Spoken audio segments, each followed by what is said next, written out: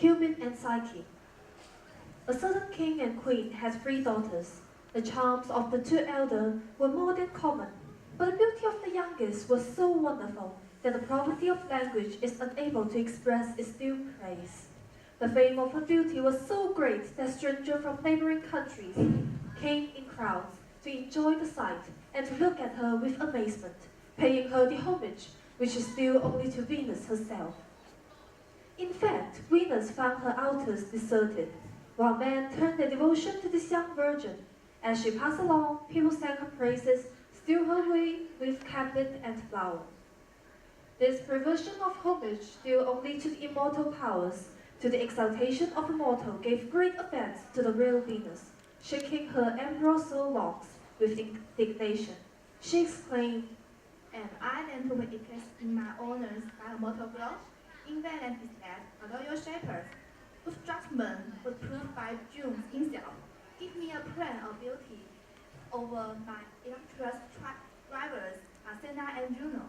So, she shall not be so quietly usurp my honors. I will give her cause to repent of a lawyer for beauty. Come on, Cupid. My dear son, punish her contremous beauty. Give the mouth again as sweet as injuries. Infuse the bosom of the hunted girl for a passion for some low mean our sibling, so that she may reap a multiplication as great as a present in exaltation and trust." Cupid prepared to obey the commands of his mother. With 2 amber bars, he filled one with sweet water from a fountain, and the other one of bitter water. He found Psyche in a chamber, asleep.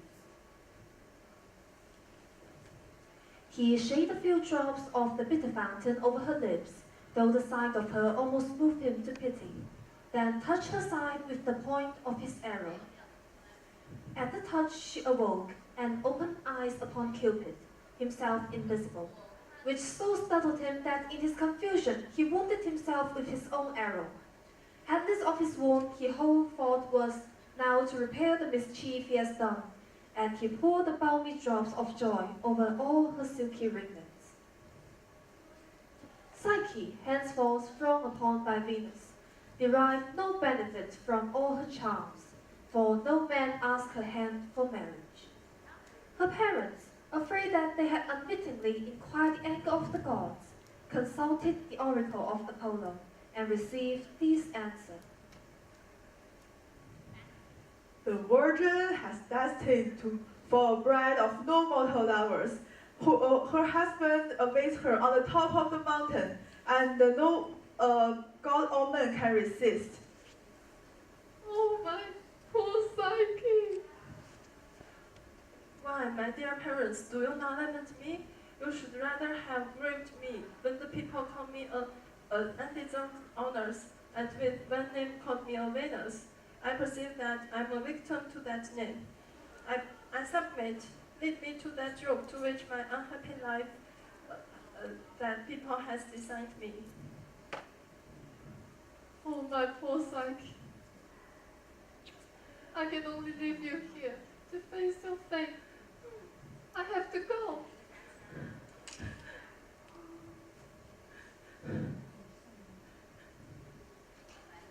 While Psyche stood on the range of the mountain, panting with fear and with eyes full of tears, the gentle Cypher raised her from the earth and bore her with an easy motion into a flowery dale.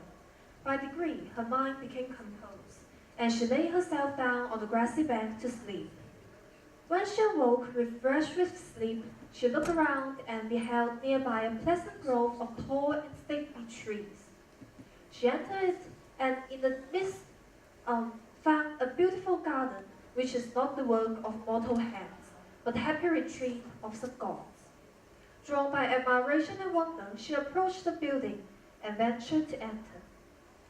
Wow, I have never seen with so many beautiful trees and beautiful gardens. While her eyes were thus occupied, a voice addressed her, uttering these words: "Sovereign lady, all your sea is yours. We are all your servants. We obey your commands with our care. Go back to your chamber and take a bath. The supper is waiting for you." Psyche Psyche gave ear to the admonition of her vocal attendants and enjoyed a big feast with beautiful music.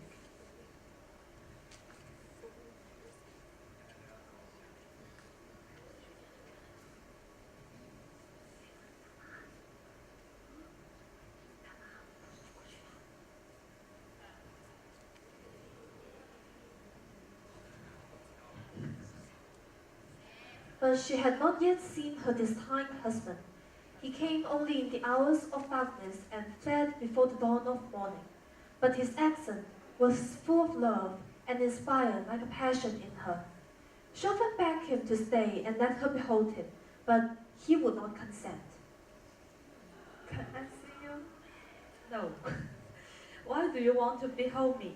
Do you doubt my love or anything unsatisfied? And once you behold me, maybe you will love me or be afraid of me. But all I ask of you is to love me. And I hope you can love me. This reason somewhat quieted Psyche for a while, and when the novelty lasts, she felt quite happy. But at length, the thought of her parents, left in ignorance of her fate and of her sister, made her really lonely. So calling Psyche, she asked him to bring her sister to her. Come, enter with me my house and refresh yourself with whatever your sister has to offer. Countryman Psyche, the pagan oracle declared that you have married a direful and tremendous monster, and the inhabitants of this village said that the monster will nourish you for a while and will by and by devour you. So take my advice. Provide yourself with a sharp knife and a lamp, and when he is sound asleep, you sleep out of bed and see whether this is true. If it is, had it not, cut off the monster's head and give back your liberty. Thanks for your advice. Psyche recited this persuasion as well as she could, but they did not fail to have their effect on her mind. So she prepared a lamp and a sharp knife and hid them out of the sight of her husband. When he had fallen into his first sleep, Psyche silently rose and uncovering her lamp and beheld not a hideous monster, but the most beautiful and charming of the gods. As she leaned the lamp over to have a nearer view of his face, a drop of burning oil fell on the shoulder of the god, startled with which he opened his eyes and fixed his eyes on Psyche. Then, without saying a word, he spread his white wings and flew out of the window. Can I see you? Let me behold you. Oh, foolish Psyche, is it how you repay my love? I go against my mother to set you my wife, and go back to your sister, whose advice seems to be more preferable, and you still want to cut off my head and they think I'm a monster. Love cannot be filled with suspicions. The palace vanished and Psyche has to return to her sisters. She tells her sister a tragic story. My sister, Cupid left me alone. What should I do? Oh, I'm sorry to hear about that. Don't cry. Now, he maybe choose me. Cypher, take me to Cupid.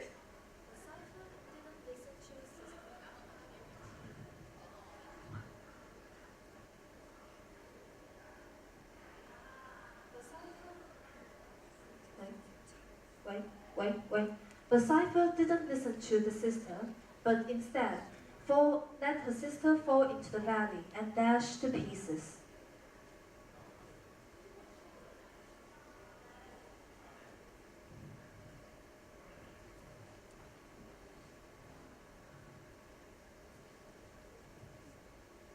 Perhaps my lord inhabits there. Let me divide them in order. The holy Cyrus, whose temple it was, finding her so religiously employed, thus spoke to her. Oh, poor Psyche, truly worthy our pity. I can't challenge of the thrones of Venus, but I can teach you how best to allay her displeasure. Now go then. Maybe you could surrender yourself voluntarily and learn her submission and forgiveness, and she may restore you, your beloved husband. Thanks for your advice.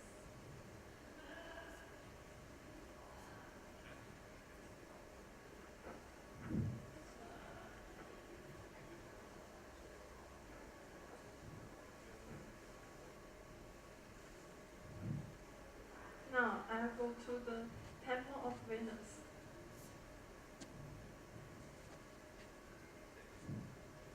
Most unbeautiful and faithless servant, do you at last remember that you really have a mistress? Or have you come to see your sick husband, yet laid up all the wounds given him by his lovely wife?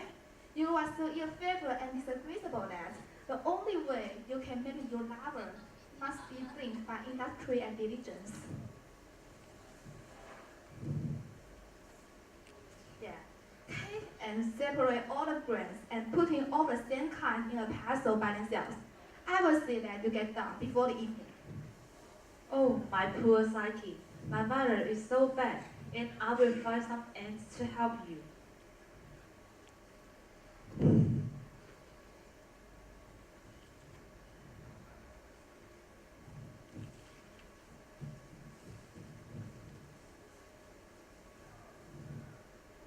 I know that is none of your works, wicked one, but him, who to your arm, and his misfortune you have enticed.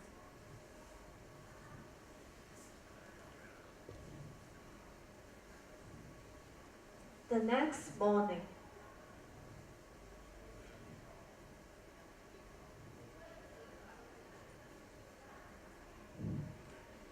Behold yonder graph which stretches along the margin of water. There you will find sheep feeding without a shepherd, with gold shining faces on their backs. Go, fish me a sample of precious wool, gather from every piece of them, everyone pieces.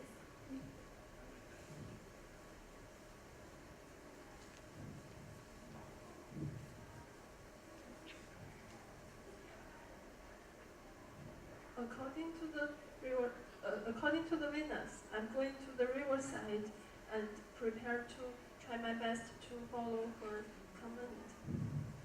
Oh, who are you? I'm the river god. Poor Psyche, not challenge the dangerous flood or the other seven's runs. For as long as they are influenced by the rising sun, they are born with the rage and kill mortals with their sharp teeth or